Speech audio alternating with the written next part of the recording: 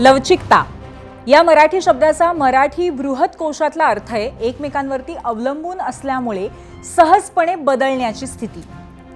Flexibility या शब्दाचे Oxford डिक्शनरीमध्ये दोन अर्थ आहेत. The ability to change to suit new conditions or situations म्हणजेच नव्या परिस्थितीशी जुळवून घेण्यासाठी स्वतःमध्ये बदल घडवण्याची क्षमता. हा पहिला अर्थ. किंवा मग the ability to bend easily without breaking म्हणजे न मोडता सहजपणे वागण्याची क्षमता. आज राज्याच्या राजकीय वर्तुळाचा केंद्रबिंदू हाच शब्द बनलाय, लवचिकता. आणि याचं कारण होतं राज ठाकरेंचं ट्विट. आता वरच्या 3 डिक्शनरी मिनिंगपैकी राज ठाकरेंना नेमका कोणता अर्थ घ्यायचा आहे? त्यांना अवलंबून असल्यामुळे सहज बदलणं अपेक्षित आहे की ऑक्सफर्डच्या 2 अर्थांपैकी एखादा त्यांना अभिप्रेत आहे म्हणजेच परिस्थितीशी जुळवून घ्यायचं आहे की न मोडता वाकायचं आहे? याचं उत्तर खरं तर स्वतः राज ठाकरेच देऊ शकतात. आत्ताच थोड्या वेळापूर्वी झालेल्या बाळासाहेब ठाकरे यांच्या जयंतीनिमित्तच्या कार्यक्रमामध्ये त्यांनी या संदर्भामध्ये काहीसं भाष्यही केलं, किंबहुना ही सगळी पोस्ट पुन्हा वाचून दाखवली. पण खरं तर तिन्ही अर्थांचा गाभा एकच आहे. त्यामुळे भविष्यामध्ये राज्याचं राजकारण कोणतं वळण घेऊ शकेल याची झलक आज त्यांनी या ट्विटमध्ये दाखवलेली आहे. आणि असंच विश्लेषण करण्याचा आज आपण प्रयत्न करणार आहोत झिरो आवरमध्ये. त्यासाठी मी पूर्वी भावे तुमचं स्वागत करते. राज ठाकरेंनी हा ट्विट केला दिवंगत बाळासाहेब ठाकरे यांना आदरांजली वाहण्यासाठी, पण त्यात आपल्या भविष्यातल्या राजकारणाचे संकेतही त्यांनी दिले. दुसरीकडे ठाकरेंच्या शिवसेनेचे आमदार भास्कर जाधव यांनीही लवचिकता दाखवत थेट एकनाथ शिंदेंनाच ठाकरेंचा महापौर बसवण्यासाठी पाठिंबा द्यावा असं आवाहन केलंय आणि त्यांच्या विधानावरही बऱ्याच प्रतिक्रिया उमटल्या. पण त्याचवेळी राज्यामध्ये अनेक संतापजनक घटना घडलेल्या आहेत. बदलापूरच्या आणखी एका अवघ्या 4 वर्षाच्या चिमुरडीवरती लैंगिक अत्याचार झालेत. तिला मारहाणही करण्यात आली. तसंच इतर अनेक ठिकाणी मारहाणीचे प्रकार घडले. आजच्या झिरो आवरमध्ये या सगळ्याच विषयांवरती प्रकाश टाकणार आहोत. सुरुवातीला आपण पाहूयात आजच्या सगळ्या महत्त्वाच्या हॉट पॉलिटिकल टॉपिकनं सुरुवात करूयात. अर्थात हा विषय आहे राज ठाकरेंच्या आजच्या पोस्टचा. गेल्या 3 दिवसांपासून कल्याण डोंबिवलीमध्ये जे काही सुरू होतं त्याचं विश्लेषण आपण खरं तर रोज करतोय. तिथं कशी राज ठाकरेंच्या मनसेनं उद्धव ठाकरेंची साथ सोडली, कसा शिंदेंसोबत जाण्याचा निर्णय घेतला, त्यामुळे उद्धव ठाकरेंनी कशी नाराजी उघडपणे व्यक्त केली, संजय राऊतांनी यावर कशी टीका केली, राजकारणात काहीही होऊ शकतं असं म्हणत राज ठाकरेंच्या दुसऱ्या फळीतल्या नेत्यांनीही कशी उत्तरं दिली, हे सगळं आपण गेले 3-4 दिवस सतत पाहतोय. आता हे सगळं राजकीय वादळ उठलेलं असताना राज ठाकरे मात्र शांत होते असंच दिसत होतं. एरवी सोशल मीडियाच्या माध्यमातून लगेच व्यक्त होणारे राज ठाकरे त्यांच्याच पक्षासंदर्भात इतकी मोठी घडामोड घडत असताना मात्र मौन बाळगून होते. त्यामुळे त्यांच्या पहिल्या प्रतिक्रियेकडे अवघ्या राजकीय वर्तुळाचं लक्ष होतं. आणि काय कमाल आहे बघा ना, राज ठाकरेंनी मौन सोडलं ते बाळासाहेबांच्या जयंतीलाच. आज त्यांनी बाळासाहेब ठाकरेंविषयी लिहिलेल्या एक्स पोस्टमध्ये आपल्या भावनांना वाट मोकळी करून घेतली. पण त्याच पोस्टमध्ये राज ठाकरेंनी राजकीय फटकारेही मारले. ही पोस्ट अवघ्या काही मिनिटांपूर्वी षण्मुखानंद सभागृहामध्ये सुरू झालेल्या कार्यक्रमात राज ठाकरेंनी पूर्णपणे वाचून दाखवलेली आहे. पण आपण सुद्धा ती बघूयात. जाऊयात मीडिया सेंटरला. आर पार बदललेल्या राजकारणात कधीतरी थोडी लवचिक भूमिका घेतली तरी ती माझ्या व्यक्तिगत फायद्यासाठी आणि स्वार्थासाठी कधीच नसेल. बाळासाहेबांचं मराठी भाषेवरती, मराठी प्रांतावरती आणि मराठी माणसावरती असलेलं जाज्वल्य प्रेम पाहून जी हजारो लाखो लोक त्यांच्यासोबत येत गेली त्यातला मी पण एक आहे. त्यामुळे बाळासाहेब आणि मराठी या 2 शब्दांवरती माझी आणि माझ्या महाराष्ट्र सैनिकांची श्रद्धा, प्रेम तसुभरही कमी होणार नाही. स्वर्गीय बाळासाहेबांना श्रद्धांजली. कल्याण डोंबिवलीतलं राजकारण पाहून शिसारी आली.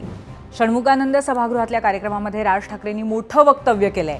सध्याच्या राजकारणामध्ये माणसांचा लिलाव सुरू आहे असं आज राज ठाकरे म्हणालेत. बाळासाहेब असते तर सध्याचं राजकारण पाहून व्यथित झाले असते असंही राज ठाकरेंनी या आपल्या भाषणामध्ये आज म्हटलं. 20 वर्षांपूर्वी पक्ष नाही तर घर सोडलं होतं असं एक अत्यंत भावनिक विधान त्यांनी आज केलंय.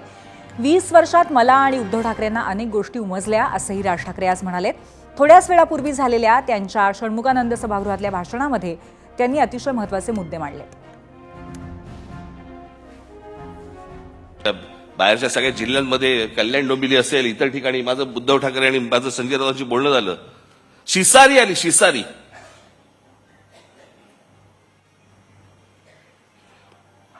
ज्याला व्यथित व्हायला म्हणतो ना आपण, की काय चालू आहे, कुठे नेतोय आपण. इथे बाळासाहेब असायला पाहिजे होते.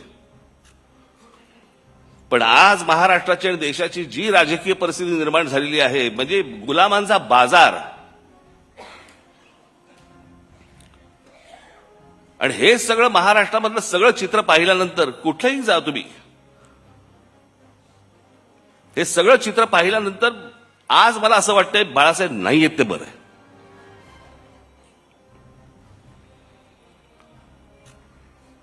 तो माणूस किती व्यथित झाला असता, त्या माणसाला काय त्रास झाला असता, की हे सगळं चित्र आज जे महाराष्ट्रामध्ये उभं राहिलेलं दिसतंय समोर, की जसे ते पूर्वी 200-100 वर्षापूर्वी नाही का ते चावडीवरती उभे राहायचे आणि माणसांची लिलाव चालायचे, आज तसे महाराष्ट्रामध्ये लिलाव चालू आहेत. मी ज्यावेळेला बाहेर पडलो त्याच्या वेदना वेगळ्या होत्या. माझ्यासाठी पक्ष सोडणं नव्हतं, माझ्यासाठी घर सोडणं होतं. पण त्या सगळ्या गोष्टीला आता एक 20 वर्षाचा काळ निघून गेलाय. अनेक गोष्टी मलाही उमजल्या, अनेक गोष्टी मला सोडून उद्धवनंही उमजल्या असतील. द्या सोडून ते आता, की आर पार बदललेल्या राजकारणात कधीतरी थोडी लवचिक भूमिका घेतली तरी ती माझ्या व्यक्तिगत फायद्यासाठी आणि स्वार्थासाठी कधीच नसेल. बाळासाहेबांचं मराठी भाषेवरती, मराठी प्रांतावरती आणि मराठी माणसावरती असलेलं जाज्वल्य प्रेम पाहून जी हजारो लाखो लोक त्यांच्यासोबत येत गेली, त्यातला मी पण एक आहे. त्यामुळे बाळासाहेब आणि मराठी या 2 शब्दांवरती माझी आणि माझ्या महाराष्ट्र सैनिकांची श्रद्धा, प्रेम तसुभरही कमी होणार नाही. स्वर्गीय बाळासाहेबांना श्रद्धांजली. निवडणुकीच्या अगोदर उद्धव आजारी पडले होते, सर्दी खोकला वगैरे. त्याच्यानंतर मी ताणून धरलं होतं. मग मला सर्दी खोकला आणि ताप बेप सगळं सुरू झालं, अजून चालूच आहे ते. मी काल पण त्यांना म्हटलं होतं, मी कसं, मला काय म्हटलं, मला फार बोलता नाही येणार, कारण शब्दांवरचे अनुस्वार सर्दीमुळे गेलेत. सोबवार, बगळवार वगैरे असंच सगळं होतं. माझे फॅमिली डॉक्टर आहेत, डॉक्टर यादव म्हणून, मराठी यादव.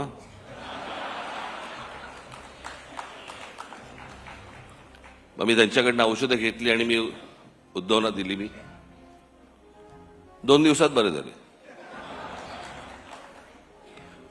मी औषध घेतोय त्यांच्याकडनं 6 दिवस झाले, अजून काही नाही. मी परवा दिवशी यांना फोन केला, म्हटलं माझ्या डॉक्टरने पक्ष बदलला की काय आयला. तर राज ठाकरेंनी आजच्या या भाषणामध्ये अशी टोलेबाजी सुद्धा केलेली आहे. राज ठाकरेंच्या त्यांची आजची असलेली पोस्ट आणि त्यानंतर ज्या पद्धतीची चर्चा राजकीय वर्तुळामध्ये सुरू झालेली आहे, त्या अनुषंगाने आज आम्ही प्रश्न विचारलाय. तो सगळ्यात आधी आपण पाहूयात, जाऊयात पोल सेंटरला. आजचा आमचा प्रश्न आहे, राज ठाकरेंना कोणती लवचिक भूमिका अपेक्षित आहे असं वाटतं? शिवसेनेशी युती, ठाकरे सेनेशी युती, भाजपला पाठिंबा आणि यापैकी कोणतंही नाही. आपण अजूनही आपली मतं नोंदवू शकता. तुमचा कल आम्हाला जाणून घ्यायची इच्छा आहे.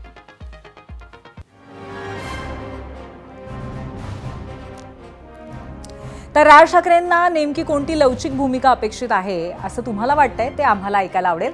पण सकाळी ही पोस्ट आल्यावरती राजकीय वर्तुळामध्ये लगेचच त्याची काय चर्चा सुरू झाली हे तुम्हाला मला आधी सांगायला आवडेल.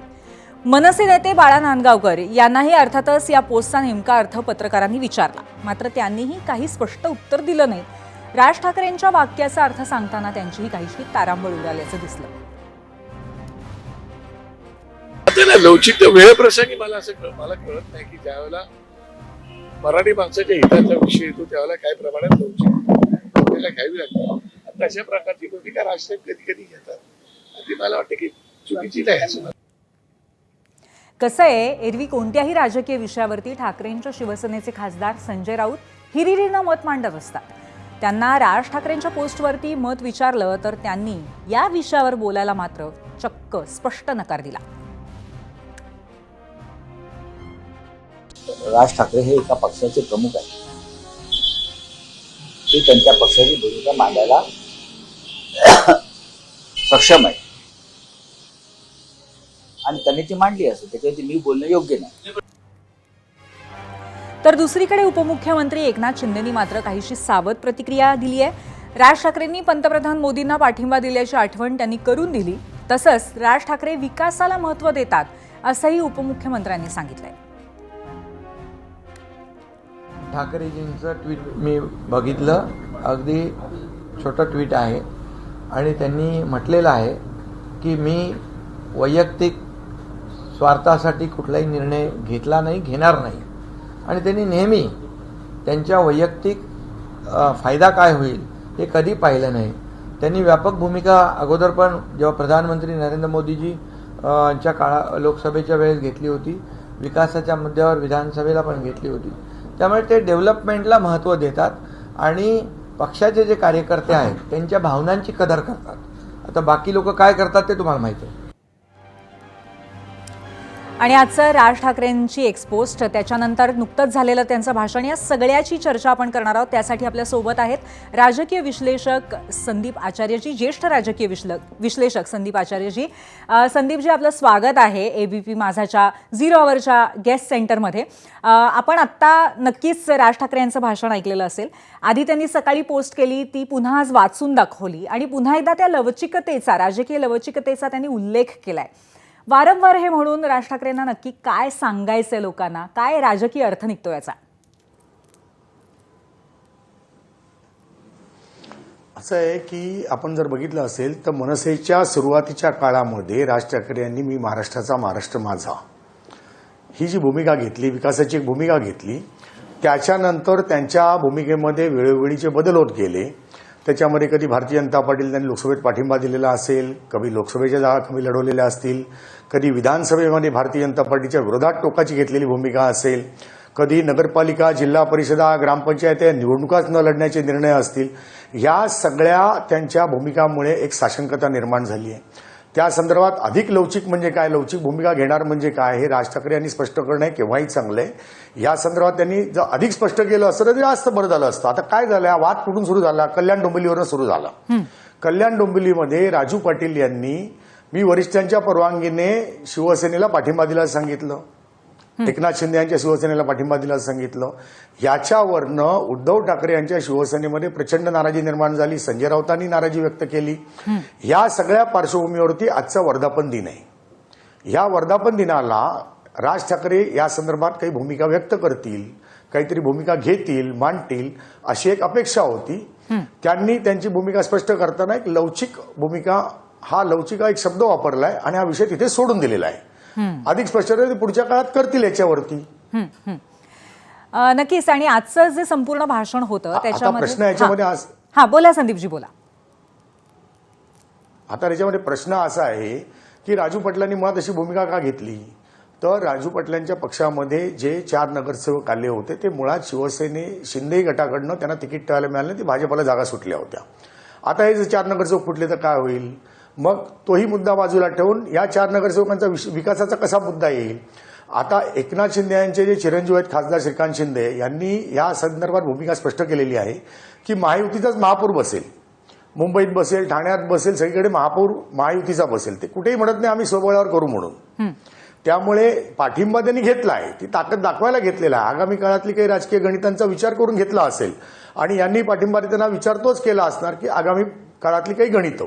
आता याच्यामध्ये 4 नगरसेवक जर स्वतंत्रपणे बसले तर विकास निधीचे प्रश्न येतात, अनेक अडचणी येऊ शकतात, सत्ताधाऱ्यांकडून सहकार्य नाही मिळालं तर काय हाही मुद्दा येऊ शकतो. या पार्श्वभूमीवर एक ही तडजोड असू शकते आणि या तडजोडीला कुणी अमान्य करायचं काही कारण नाहीये. पण आता कसं होतं की आज राज ठाकरे आणि शिवसेना, उद्धव ठाकरे गट एकत्र आलेले आहेत आणि उद्धव ठाकरेंचं आणि एकनाथ शिंदे यांचं जे काही समीकरण आहे ते जगजाहीर आहे. अशा पार्श्वभूमीवर मनसेने पाठिंबा देणं हे कधीच उद्धव ठाकरे गटाला मान्य होणार नाही, उद्धव ठाकरेंच्या शिवसेनेला मान्य होणार नाही. त्यातून हा लवचिक शब्द पुढे आला असावा असं माझं मत आहे. संदीपजी, आजच्या भाषणामध्ये सुद्धा त्यांनी ओझरता उल्लेख केला की कल्याण डोंबिवलीमध्ये किती खालच्या पातळीवर राजकारण चाललंय, त्याच्याबद्दल मी उद्धव ठाकरेंशी बोललो सुद्धा असं राज ठाकरे म्हणालेले आहेत. परंतु हा विषय कुठेतरी वरवरच मिटवण्याचा प्रयत्न होता असं आपल्याला वाटतं का? आता असं बघाय, त्यांनी शिसारी येणारं राजकारण हा त्यांनी शब्दप्रयोग केलाय तिकडे. तर शिसारी कोणामुळे येते हे जरा त्यांनी स्पष्ट करायला पाहिजे. असं आहे, कल्याण डोंबिवलीच्या इलेक्शनमध्ये एकनाथ शिंदे यांच्या शिवसेनेला 53 जागा मिळाल्या आहेत, भारतीय जनता पार्टीला 50 जागा मिळाल्या आहेत आणि 53 जागा मिळाल्यानंतरही राज ठाकरे यांच्या गटाने पाठिंबा जाहीर केलेला आहे. प्रश्न असा येतो की शिंदेनी पाठिंबा मागितला का, की मनसेने स्वतःहून पाठिंबा जाहीर केला, याही गोष्टी स्पष्ट होणं गरजेचं. तर राजू पाटलांनी सांगितलं आम्ही पाठिंबा दिला. श्रीकांत शिंदेंचंही म्हणणं होतं की त्यांनी आम्हाला पाठिंबा दिलेला आहे. आता शिवसेनेचे काही नगरसेवक जायच्या मार्गावर आहेत, ते का जात आहेत, गेलेत का खरंच, अजून आत्ता नेमक्या त्यातल्या घडामोडी स्पष्ट व्हायच्या आहेत. मुंबईमध्ये म्हणाल किंवा ठाण्यामध्ये म्हणाल किंवा कल्याण डोंबिवलीमध्ये म्हणाल, या 3 ठिकाणी एकत्रित सत्ता मिळाली. अन्यही काही ठिकाणी मिळालेल्या आहेत भारतीय जनता पार्टी आणि एकनाथ शिंदे यांच्या शिवसेनेला. मग शिसारीचा प्रश्न कुठे आत्ता या क्षणाला येतोय? आता महापौरपदाचं आरक्षणाची सोडत जाहीर झालेली आहे. तशा अर्थानं जर बघितलं तर पळवापळवी करायची काही गरज नाही, कारण मुंबईमध्येही महायुतीत लढलेले आहेत. महापौर दोघांमध्ये ठरवून मिळू शकतो. ठाण्यामध्ये एकनाथ शिंदे यांना 75 जागा मिळाल्या, भारतीय जनता पार्टीला 28 जागा मिळालेल्या आहेत. तिथेही स्पष्टपणे महायुतीचा महापौर येणार आहे आणि कल्याण डोंबिवलीमध्ये स्पष्ट बहुमत आहे, त्यामुळे तिथेही महायुतीचा महापौर येणार आहे. मग शिसारी का आली, कशा करता आली, हे राज ठाकरेंनी स्पष्ट करणं गरजेचं होतं. काय होतं, काही शब्द आपण वापरतो त्याची स्पष्टता देणं हे तितकंच गरजेचं असतं. ते झालं असतं तर अधिक बरं झालं असतं. पण मग या शब्दांची स्पष्टता का नाही दिली जाते? तुमचा काही याच्यावरती टेक आहे का? कारण हे समीकरण जे या 2 भावांमधलं आहे ते अनेक वर्ष तुम्ही बघत आलात कशा पद्धतीने बदललंय. परंतु लवचिकता हा, राजकीय लवचिकता हा मुद्दा असू देत किंवा शिसारी येणारं राजकारण, अगदी ओझरते उल्लेख करून त्याच्यावरती पुढे काहीच बोललेले नाही राज ठाकरे. त्या संदर्भातला तुमचा टेक काय? नाही, आता कसं आहे की भूमिका त्यांनी मांडली लवचिक असणं आणि शिसारी येणं, हे 2 मुद्दे त्यांनी मांडले. पण तथापि त्यांना आत्ताच्या परिस्थितीमध्ये तुम्ही जर बघितलं असेल राजकीय समीकरणं, तर महानगरपालिका निवडणुकीमध्ये भारतीय जनता पार्टी 23 महानगरपालिकांमध्ये सत्तेमध्ये आहे 29 पैकी. या सर्वात जास्ती नगरसेवक भाजपचे आहेत. 2 नंबरला तुम्ही बघितलं असेल तर एकनाथ शिंदेचे 399 नगरसेवक आहेत, शिवसेनेचे 155 आहेत, राज ठाकरेंचे 15 का 16 नगरसेवक आहेत. या दोघाही बंधूंपेक्षा एकनाथ शिंदेचे नगरसेवक जास्त आहेत. किंबहुन्यात काँग्रेस जोडलं तर त्यांच्याही पेक्षा जास्त नगरसेवक आज एकनाथ शिंदेंनी आणलेले आहेत. म्हणजे त्यांनी लढत दिली, एक टक्कर घेतली, एका स्टेजला आणून ठेवलेली आहे. आता खरं बघितलं तर बोलायला काही तसं फार काही शिल्लक अशातला भाग नाहीये. एक भावनिक मुद्दा, भाषणाच्या ओघामध्ये काही पंचेस देणं, आणि दुसरी गोष्ट हा जो आत्ता कल्याण डोंबिवलीचं जे काही घडतं आणि त्या अनुषंगाने ज्या मीडियातनं बातम्या येत आहेत त्या बातम्यांच्या पार्श्वभूमीवरती हे लवचिकता आणि शिसारी हे शब्द आले असं माझं मत आहे. बरं, पण आता कल्याण डोंबिवलीच्या अनुषंगानेच हा राजकीय लवचिकता या शब्दाचा प्रयोग जर राज ठाकरेंनी केलाय असं आपण आत्ता गृहीत धरलं किंवा आत्ता मानलं आपण, तर भविष्यामध्ये सुद्धा आणखीन काही महापालिकांमध्ये त्यांच्या वतीने आणखीन राजकीय लवचिकता दिसेल असं तुम्हाला वाटतंय? तुम्ही एक बघा, याच्या आधीच्या इलेक्शनच्या वेळेला शिवसेना उद्धव ठाकरे म्हणजे तेव्हा अखंड शिवसेना होती, मनसेचे 6 नगरसेवक मुंबईतले त्यांनी पळवलेच होते की. तेव्हाची राज ठाकरेंची वक्तव्य काढून बघा. तर राजकारणामध्ये कसं आहे माहिती का, या तळामध्ये खालच्या पातळीवर किंवा वरच्या पातळीवर पळवापळवी आता इतकी उघड झालेली आहे, ह्याच्यामध्ये आता कोणालाच काही वाटत नाहीये आणि लोकही, मतदारही हतबल आहेत. आता भारतीय जनता पार्टीने ज्यांच्या विरोधामध्ये टोकाचे आरोप केले होते, ईडी सीबीआय लागली होती, त्या सगळ्यांना भारतीय जनता पार्टीत घेऊन पावन केलं, मंत्री केलं, आमदार केलं. लोक आता आपण उदाहरणच घ्यायचं झालं तर अशोक चव्हाणांचं उदाहरण घेऊ. अशोक चव्हाणांच्या नांदेडमध्ये काय झालं? भारतीय जनता पार्टी सत्ता आली. कोणामुळे आली? अशोक चव्हाणांमुळे आली. त्याच अशोक चव्हाणांना खासदार केलं गेलं. त्यांना खासदार केलं तर केलं, त्यांच्या मुलीलाही आमदार केलं. लोकांना काही वाटतं का? काही वाटत नाहीये. किंवा काय नेमकं होतंय, घडतंय हे आता समजणं कठीण आहे. असे असंख्य उदाहरणं तुम्हाला देता येतील की आता नाशिकमध्ये बडगुजर पडला, पण त्या बडगुजरच्या संदर्भामध्ये सलीम कुत्ता, दाऊदचा माणूस, त्याच्याबरोबर ती गेल्यावरून नितेश राणे आणि स्वतः देवेंद्र फडणवीस यांनी विधिमंडळात किती आरोप केले होते, काय भाषणं केली होती, एकदा आठवून बघा. अशी अनेक भाषणं सत्ताधारी पक्षाची, भारतीय जनता पार्टीची सांगता येतील. बरोबर आहे, नक्कीच. आता भुजबळांचं सुद्धा घसरलेली पातळी बरोबर आहे. आज भुजबळांचं सुद्धा उदाहरण आहे संदीपजी, त्यांच्यावरती सुद्धा अनेक आरोप होते, परंतु आज मात्र जो निर्णय आलाय तो त्याच्या विपरीत आहे. पण संदीपजी, मुळात ह्याच्यामध्ये मुद्दा असा आहे की ज्या एका ऊर्जेची निर्मिती झाली, 2 ठाकरे बंधू एकत्र येत आहेत म्हटल्यानंतर, तो मोमेंटम त्यांनी टिकवला का नाही हा वेगळा भाग आहे, परंतु एक कुठेतरी काय म्हणतात उत्साहाची लहर मराठी जनांमध्ये आली.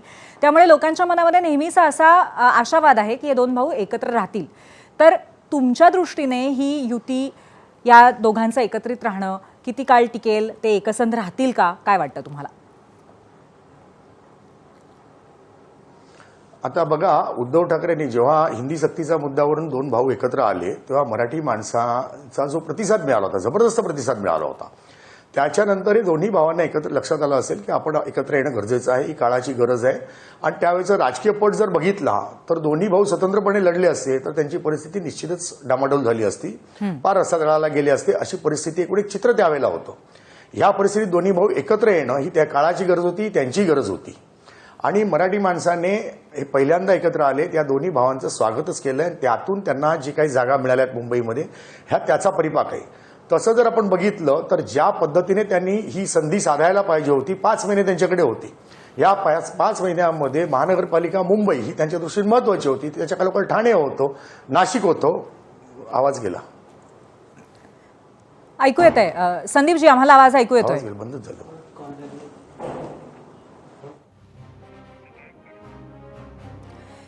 तर राजकीय विश्लेषक संदीप आचार्य आपल्याशी सध्या चर्चा करत होते. आज राज ठाकरे यांचं जे भाषण झालं आणि त्याचबरोबर आज सकाळी त्यांनी जे ट्विट केलेलं आहे त्या अनुषंगाने आपण त्यांच्याशी चर्चा करत आहोतच. दरम्यान आज जो प्रश्न आम्ही पहिला विचारलेला आहे त्याच्यावरती काय प्रतिक्रिया लोकांच्या आलेल्या आहेत, काय मतं आलेली आहेत, काय कौल आला आहे ते आपण जाऊयात, बघूयात पोल सेंटरला. राज ठाकरेंना कोणती लवचिक भूमिका अपेक्षित आहे असं वाटतं. 85,000 मतं आज आलेली आहेत आणि त्यामध्ये सगळ्यात जास्त मतं मिळालेली आहेत ठाकरे सेनेशी युती हीच लवचिक भूमिका त्यांना अपेक्षित आहे असं 65% लोकांना वाटतंय. 20% लोक म्हणतात शिवसेनेशी युती ही भूमिका, 9% लोकांचं म्हणणं आहे भाजपला पाठिंबा आणि 6% लोक म्हणतात यापैकी कोणताच पर्याय हा लवचिक भूमिका जी राज ठाकरेंना अपेक्षित आहे त्याच्याशी संबंधित नाही आहे. बाळासाहेब ठाकरेंच्या जन्मशताब्दी निमित्त पंतप्रधान नरेंद्र मोदी यांनी ट्विटरद्वारे आदरांजली वाहिली आहे. त्यांनी बाळासाहेबांच्या भेटीचे फोटोही या पोस्टमध्ये शेअर केलेत. बघूयात त्यांनी काय ट्विट केलंय आमच्या मीडिया सेंटरला जाऊन. पंतप्रधान नरेंद्र मोदींचं ट्विट आपण बघतोय. महाराष्ट्राच्या सामाजिक राजकीय परिदृश्यावरती खोलवर प्रभाव टाकणारे दिवंगत माननीय बाळासाहेब ठाकरे यांच्या जन्मशताब्दी निमित्त या दिग्गज व्यक्तिमत्वाला भावपूर्ण आदरांजली. तीक्ष्ण बुद्धिमत्ता, प्रभावी वक्तृत्व आणि ठाम विचारसरणीसाठी ओळखले जाणारे बाळासाहेब जनतेशी एक अद्वितीय नाते जपून होते. महाराष्ट्राच्या प्रगतीसाठी त्यांच्या दृष्टिकोनातून आम्हाला मोठी प्रेरणा मिळते आणि ती साकार करण्यासाठी आम्ही सदैव प्रयत्नशील राहू.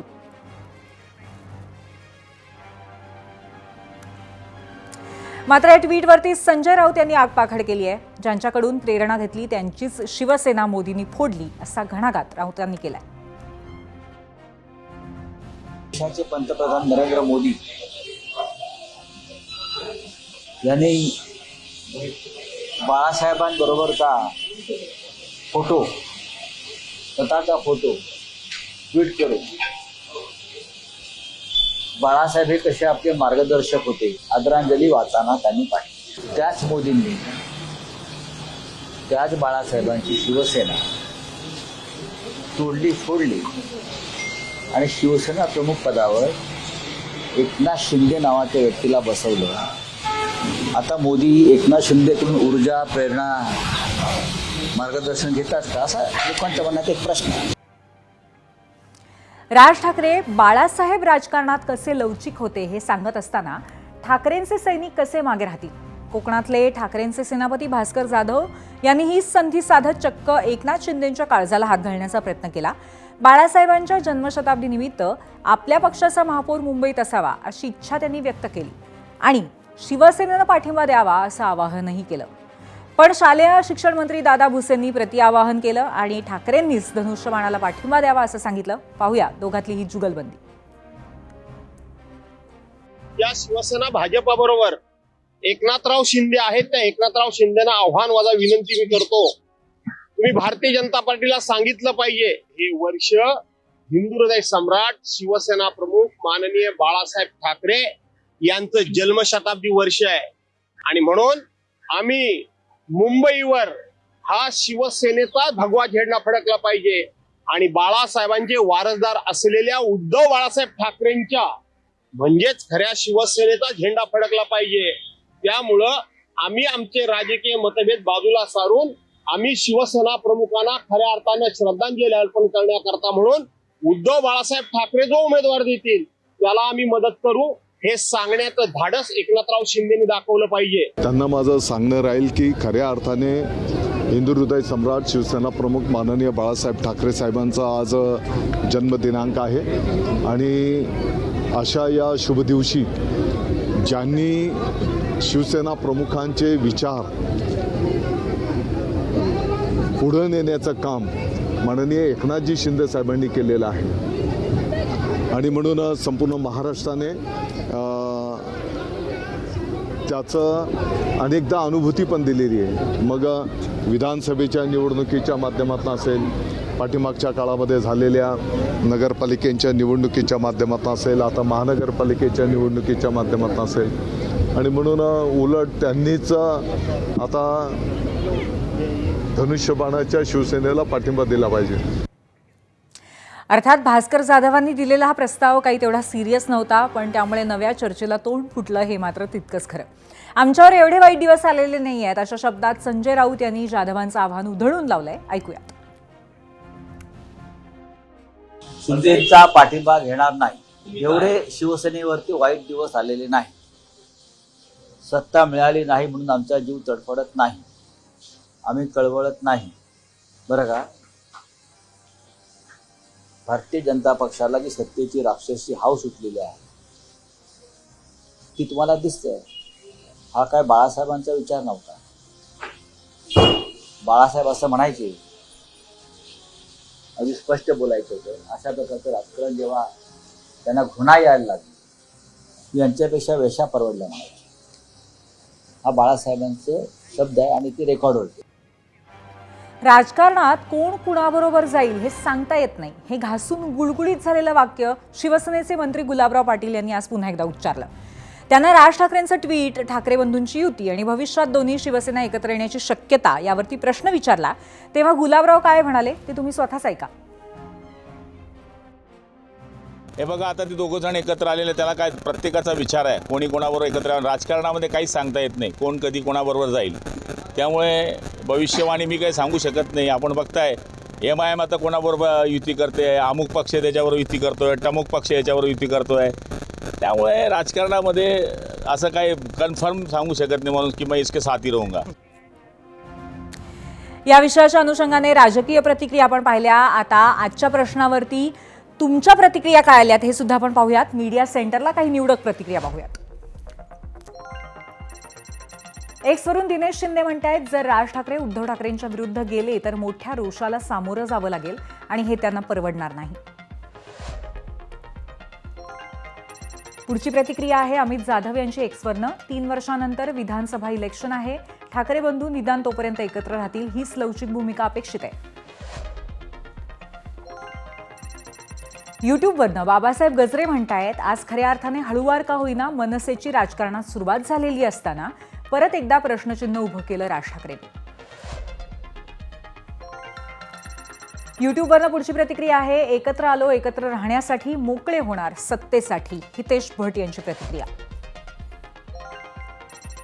फेसबुकवरनं सुभाष वैद्य म्हणतायत, राज ठाकरेंची कोणतीच भूमिका ठाम नसते, यावेळेस उद्धव ठाकरेंसोबत गेले म्हणून इतक्या तरी सीट लागल्या.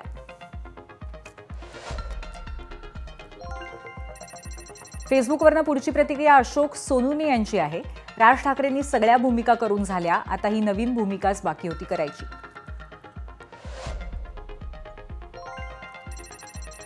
इंस्टाग्रामवरनं संग्राम ठोंबरे म्हणतायत, सत्तेसाठी राजकीय पक्ष काय, सर्व आमदार खासदार नगरसेवक लवचिक आहेत.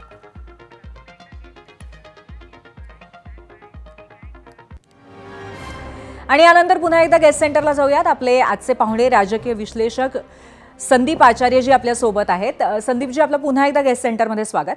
आपण आता प्रतिक्रिया जर ऐकल्या असतील लोकांच्या, तर त्याच्यामध्ये हे एक स्पष्ट आहे की कुठेतरी नाराजीचा सूर इथे लोकांच्या मनात सुद्धा आहे. एकानी तर असं म्हटलंय की आत्ता कुठे पुन्हा एकदा हळुवारपणे सुरुवात होतीये, तर अशा पद्धतीने भूमिका सतत बदलणं, जे तुम्ही मगाशी मेन्शन केलेलं होतं, किंवा लवचिकतेचा उद्गार सुद्धा करणं, हे कुठेतरी क्रेडिबिलिटी जी आहे राज ठाकरे यांची त्याच्या हितावह नाहीये असं तुम्हाला वाटतंय का? आता असं बघा, जवळपास सगळ्याच राजकीय पक्षांनी हवे तेवढे लवचिकपणा घेतलेले आहेत. राजकीय पक्ष असतील, आमदार असतील, अगदी नगरसेवकाचे सर्व पातळ्यांवरती लवचिकतेची आता कहर झालेला आहे. ह्या पार्श्वभूमीवरती पण एक त्यातला महत्त्वाचा मुद्दा असा आहे, ज्या पार्श्वभूमीवर आता हे दोन भाऊ एकत्र आलेले आहेत, मला असं वाटत नाही की आगामी काळामध्ये हे दोघेही भाऊ आपली भूमिका सोडतील. दोन्ही पक्ष आगामी काळात एकत्र राहतील. 3 वर्षांनी साधारणपणे 2029ला लोकसभेच्या निवडणुका आहेत. त्या मधल्या काळामध्ये दोघांनाही वेगळं होण्याचं काही कारण नाही, कारण मधल्या काळात काही निवडणुका नाही. जिल्हा परिषदांच्या निवडणुका आहेत. जिल्हा परिषदांच्या निवडणुकांमध्ये राज ठाकरे किती गंभीरपणे घेतील मला आत्ता सांगता येणं कठीण आहे. कारण एकूणच जर आपण नगरपालिका, महानगरपालिका किंवा ग्रामपंचायतीच्या निवडणुकांमध्ये राज ठाकरेंची भूमिका बघितली तर ते फारसे कधी गंभीर राहताना मला बघायला मिळालं नाही. आता तरी यापुढे त्यांनी गंभीरपणे ह्या निवडणुका घेणं गरजेचं आहे, कारण शेवटी कार्यकर्ता उभा राहिला, कार्यकर्त्याच्या जीवावर पक्ष उभा राहत असतो. कार्यकर्त्याने निवडणुकांपासून बाजूला राहून किती काळ टिकायचा हाही कार्यकर्त्यांच्या दृष्टीने पडलेला प्रश्न आहे. मनसेचे अनेक पदाधिकारी जे मला ओळखतात किंवा नेते जे ओळखतात त्यांनी वेळोवेळी या गोष्टी, त्यांची खंत, नाराजी माझ्याकडे बोलून दाखवलेली आहे.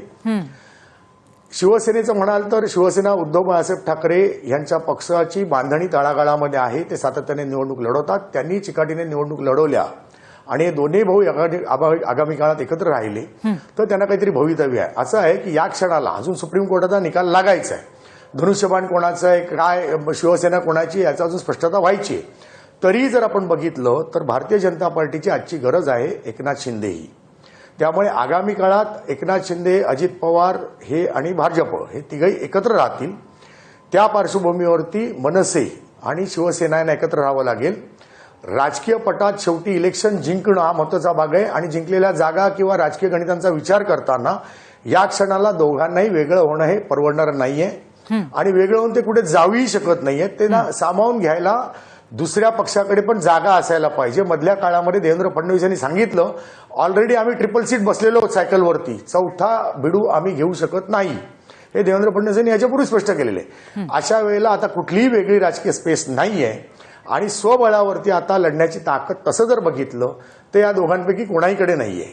हे जर वास्तव लक्षात आलं तर दोघा भावांनी एकत्र राहून नेटाने लढणं हाच त्यांच्यापुढे पर्याय राहतोय.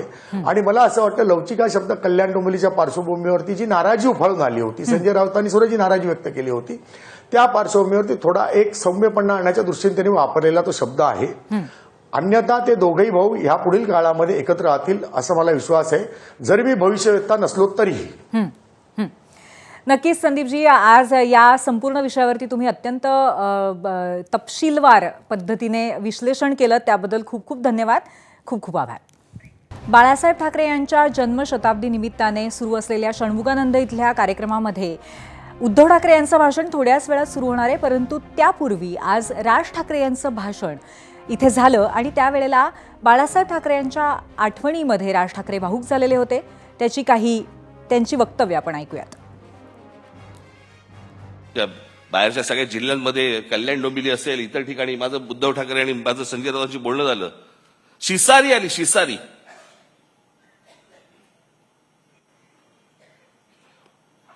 ज्याला व्यथित व्हायला म्हणतो ना आपण, की काय चालू आहे, कुठे नेतोय आपण. इथे बाळासाहेब असायला पाहिजे होते. पण आज महाराष्ट्राची आणि देशाची जी राजकीय परिस्थिती निर्माण झालेली आहे, म्हणजे गुलामांचा बाजार, आणि हे सगळं महाराष्ट्रामधलं सगळं चित्र पाहिल्यानंतर कुठेही जा तुम्ही, हे सगळं चित्र पाहिल्यानंतर आज मला असं वाटतंय बाळासाहेब नाही येत ते बरं आहे.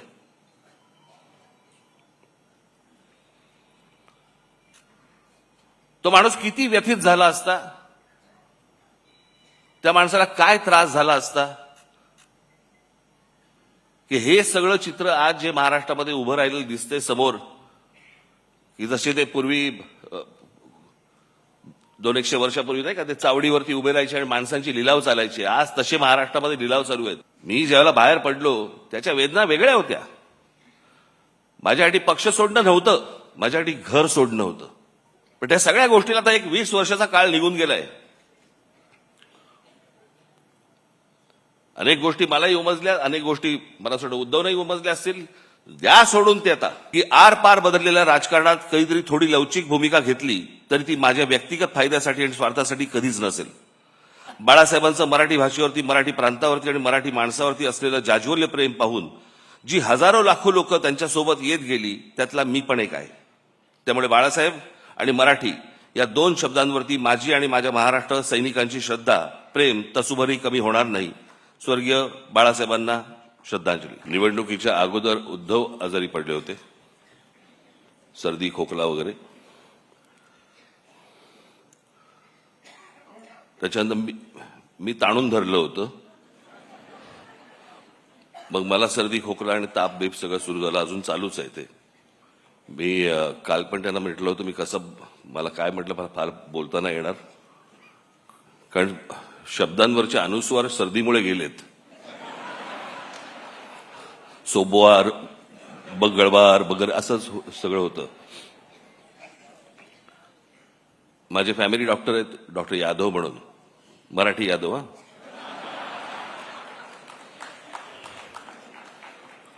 मग मी त्यांच्याकडनं औषधं घेतली आणि मी उद्धवना दिली. मी 2 दिवसात बरे झाले. मी औषध घेतोय त्यांच्याकडनं 6 दिवस झाले, अजून काही नाही. मी परवा दिवशी यांना फोन केला, म्हटलं माझ्या डॉक्टरनी पक्ष बदलला की काय आयला.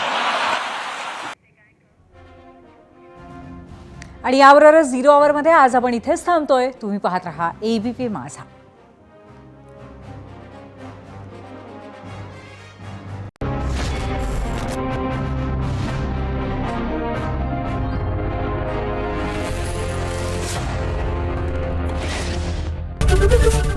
ABP माझा, उघडा डोळे बघा नीट.